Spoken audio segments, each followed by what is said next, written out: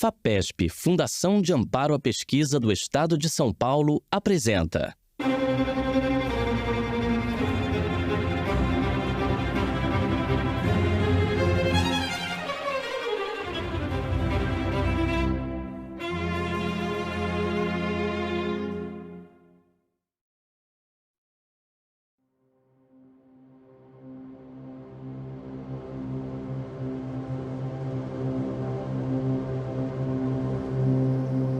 Nós temos em torno de 100 pessoas sendo mortas por raios todo ano no Brasil. Pela sua extensão geográfica e pela sua posição no planeta Terra, o Brasil acaba sendo o país que mais raios tem por ano por conta dessas características. É um país grande, então se você somar todos os raios que acontecem no país, há muito raio.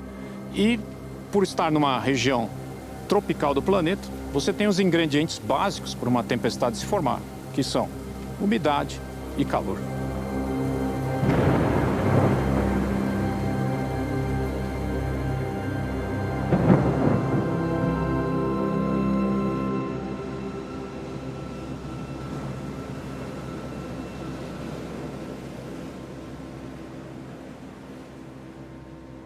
No momento que aconteceu o raio, eu estava vindo do trabalho e o tempo fechou. Aí eu falei, vou embora, antes que caia mau tempo, né, eu pego essa tempestade no meio do caminho. E a rua da minha casa tem a entradinha que eu entro pra minha casa. Nisso que eu entrei, na época minha ex-cunhada morava ali, aí eu desci do carro, rodeei o carro e fui chamar ela. Aí o portão dela de ferro, pesado. Eu segurei no portão, aí eu chamei o nome dela, né, segurei no portão, aí o raio caiu. Meu pai veio, na época minha mãe veio também, e começaram a falar, só que eu não escutava. Meu ouvido ficou com um zumbido muito grande no ouvido. Eu percebi que meu rosto ficou bem vermelho, quente. A minha pele começou a cheirar queimado e o coração acelerou. Falei, mãe, eu preciso ir pro médico.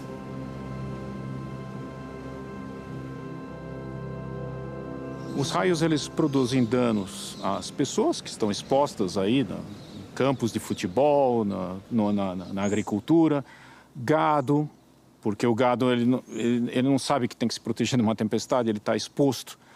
Você tem perdas assim, de dezenas de gados por um raio.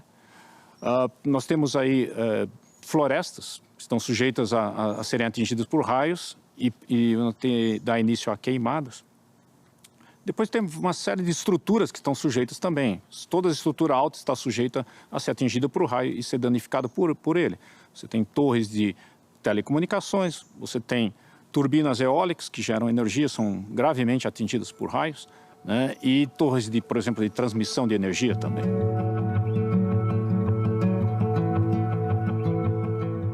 Há quase 25, 30 anos nós estamos estudando raio, mas há 20 anos que nós estamos filmando ele em câmera lenta, né? Fazendo imagens, muitas imagens por segundo, para observar as diferentes etapas do raio. Como é que ele começa, como é que ele se propaga, como é que ele atinge o solo, atinge um prédio, como é que os para-raios respondem a um raio que está chegando. Os efeitos que os raios produzem, em termos de produção de raio-x, aquecimento, produção de raios gama, que são ainda mais energéticos, né? Como é que o raio, quanto tempo o raio dura, qual a sua intensidade, né? Qual a diferença entre raios positivos e negativos, quando é que a tempestade produz esses raios, que tipo de raio acontece, né? Para cima, para baixo. Basicamente, todos esses aspectos relativos ao raio e às tempestades é algo do nosso estudo, que está dentro do nosso estudo. Nós estamos em São José dos Campos fazendo esse tipo de pesquisa, mas também estamos em outros lugares fazendo pesquisa ao mesmo tempo. Nós filmamos raios na cidade de São Paulo, filmamos raios nos Estados Unidos, em Utah, filmamos raios em South Dakota, nos Estados Unidos, filmamos raios na África do Sul. Nós temos câmeras que hoje estão no mundo inteiro, aí nesses lugares que eu falei, né, fazendo a captação de imagens de raios, né, em altíssima velocidade. Normalmente, quando nós filmamos os raios, nós usamos mais de 1000 imagens por segundo. Porque o raio ele é extremamente veloz, ele é extremamente rápido também. Então ele tem velocidades que são da ordem de 100 km por segundo, às vezes mais, pode chegar a 1000 km por segundo. Para você ver a propagação de algo que vai nessa velocidade, o que a gente precisa? Uma câmera que faça muitas imagens por segundo. E é isso que a gente usa, câmeras de altíssima velocidade. Os raios para que existam, eles precisam das tempestades. As tempestades, elas acontecem, né, prioritariamente durante o verão. Você tem durante o verão calor e umidade suficiente, a nuvem começa a se formar. Nem toda nuvem produz raio, mas são nuvens que se estendem verticalmente, né, bastante na atmosfera. São chamadas nuvens de tempestades ou cúmulos nimbus. Essas nuvens, elas têm um movimento interno tão intenso de partículas de gelo, de granizo, que o choque entre essas partículas produz separação de carga. Então você tem uma nuvem aí que está carregada eletricamente. Ora, tudo que se carrega, chega um momento que se descarrega. Tudo que se acumula tende a se dispersar. Assim acontece também com as cargas elétricas. Você vai ter descargas que acontecem, na sua maioria, dentro da nuvem. Muitas descargas, esses clarões que você vê à noite, né, no céu, ou no final de tarde, porque ao longo do dia você tem todo esse aquecimento, né, durante o verão. De vez em quando você vai ter uma dessas descargas que parte em direção ao solo, né? Esses são os perigosos. E esses raios, como eles acontecem com uma concentração de cargas muito grande, quando eles tocam o solo, você tem um pico de corrente que pode chegar a 10 mil, 20 mil, 100 mil amperes.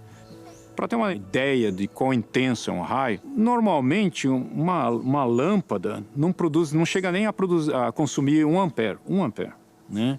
Já um forninho vai consumir 10 amperes, né? Um chuveiro talvez chegue a 20 amperes.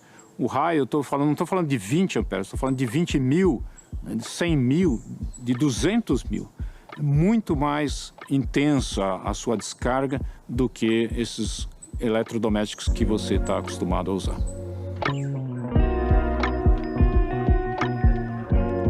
Durante 250 anos, né, desde 1750 até hoje, mais de 250 anos, as pessoas acreditavam que o para-raio fosse simplesmente algo passivo. E filmando para-raios em umas circunstâncias que eram quase únicas, porque uma câmera de alta velocidade, é um para-raio que estava perto ali, a uns 100 metros, né? Vocês podem observar que o para-raio ele não fica esperando o raio chegar nele. Ele, antes mesmo do raio chegar perto do para-raio, o para-raio já começa a perceber um aumento da campo elétrico, que no fundo são cargas elétricas que estão se aproximando, e responde a essas cargas que se aproximam, responde com cargas contrárias. Então se aproximam cargas negativas, do solo partem cargas positivas que passam pelo para-raio e tentam se encontrar com aquele que está descendo. É isso que o para-raio faz, tentar capturar o raio que está descendo.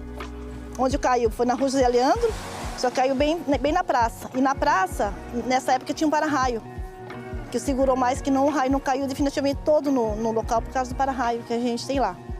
Evite fazer passeios em céu aberto no verão à tarde, porque você sabe que no verão à tarde o que você vai ter? Vai ter tempestades se formando.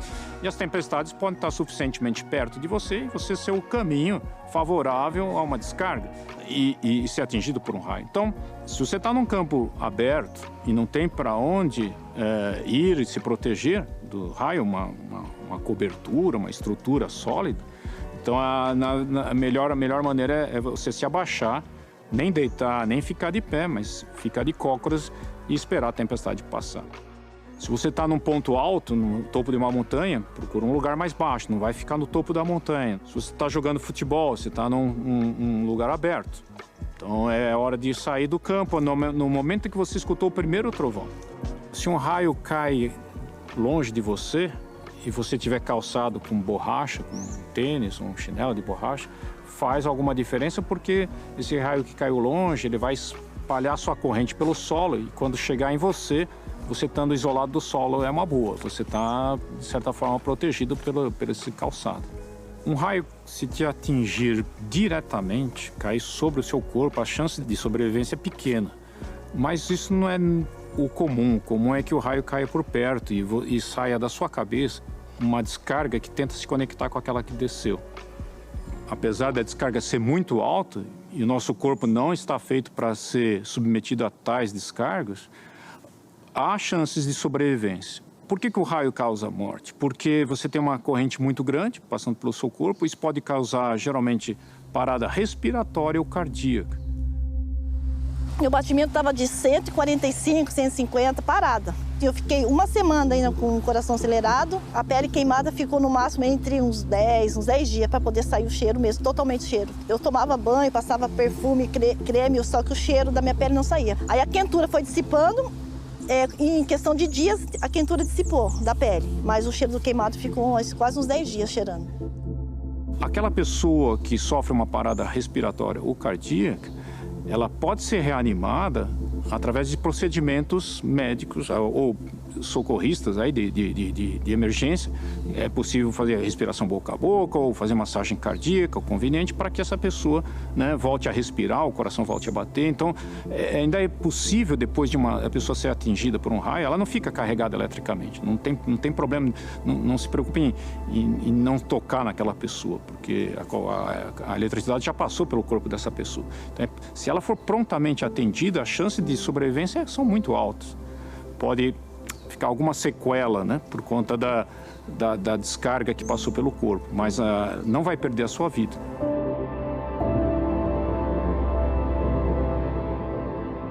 Depois desse acidente que aconteceu, eu comecei a me aprofundar mais. Inclusive, na área que eu trabalho, se tem uma incidência de raio, se está um mau tempo, a gente tem que esperar o rádio do meio ambiente avisar para a gente, pode continuar o serviço, o raio já está longe.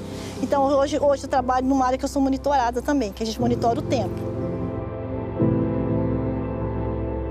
Nós temos que agradecer a essas instituições que permitem nós termos esses equipamentos, né, e recursos para realizar as viagens que nós temos que fazer para ir atrás das tempestades ou medir raios em outros locais, né, do Brasil ou mesmo fora do Brasil, como, por exemplo, estamos fazendo agora nos Estados Unidos, em 2 lugares.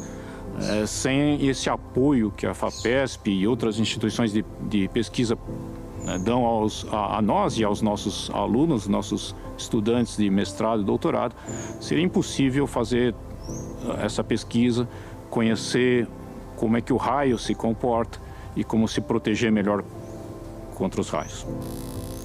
A ciência, ela tenta entender a natureza, né? Tenta entender como é que a natureza se comporta, e dentro de toda a natureza, os raios são uma pequenazinha parte da ciência ao qual os cientistas vão contribuindo grão a grão, né? Cada cientista põe um grãozinho nessa montanha de conhecimento que a ciência nos dá.